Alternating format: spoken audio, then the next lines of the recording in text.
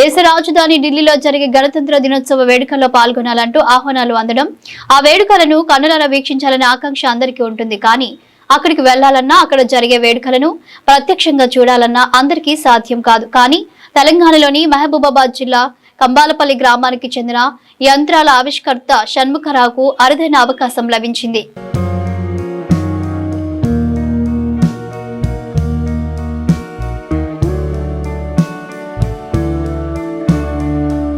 మహబూబాబాద్ జిల్లా కంబాలపల్లి గ్రామానికి చెందిన యంత్రాల ఆవిష్కర్త షణ్ముఖరావుకు ఈ నెల 26న గణతంత్ర దినోత్సవం సందర్భంగా రాష్ట్రపతి భవన్లో నిర్వహించే తేనీటి విందుకు ఆహ్వానం అందింది. దీంతో కంబాలపల్లి గ్రామకీర్తి పతాకాన్ని ఢిల్లీ గడ్డపై రెపరెపలాడించారని స్థానికులు కొనియాడుతున్నారు. చిన్నతనం నుంచే గ్రామంలో రైతుల విద్యుత్ మోటార్లను మరమ్మతులు చేసుకుంటూ జీవనం కొనసాగిస్తున్నారు షణ్ముఖరావు. రైతులు ఇబ్బందులు పడకుండా తక్కువ ఖర్చుతో రైతులకు ఉపయోగపడే పలు రకాల యంత్రాలను రూపొందించి రైతులకు చేదోడు వాదోడుగా ఉంటున్నాడు. నా పేరు షణ్ముఖరావు, మాది కంబాలపల్లి గ్రామం, మహబూబాబాద్ జిల్లా. నేను గత 10-15 సంవత్సరాల నుంచి ఇన్నోవేషన్ చేస్తున్నాను. అందులో వ్యవసాయం సంబంధించిన ఎక్కువ చేశాను.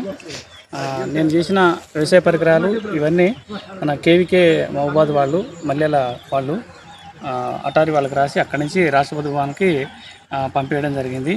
అక్కడ చాలా ఎన్నో ఫిల్టర్స్ అయిన తర్వాత నాకు రాష్ట్రపతి భవన్కి ఆహ్వానం పంపించడం జరిగింది. ఈ అవకాశం నాకు దొరికినందుకు నా కళ నెరవేరిన దాదాపు 10-15 సంవత్సరాల నా కళని నేను నెరవేర్చుకోవడం జరిగింది.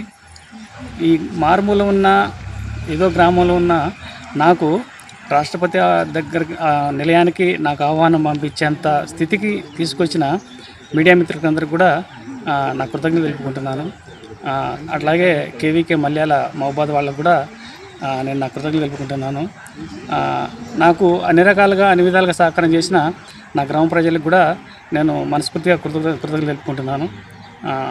ఇలాంటి అవకాశాలు ఇంకా నాకు కల్పిస్తే ఇంకా నేను చేయడానికి నేను ఇంకా చాలా సిద్ధంగా ఉన్నాను. ఈ అవకాశం కల్పించిన అందరికీ నా మనస్ఫూర్తిగా ధన్యవాదాలు తెలుపుకుంటున్నాను.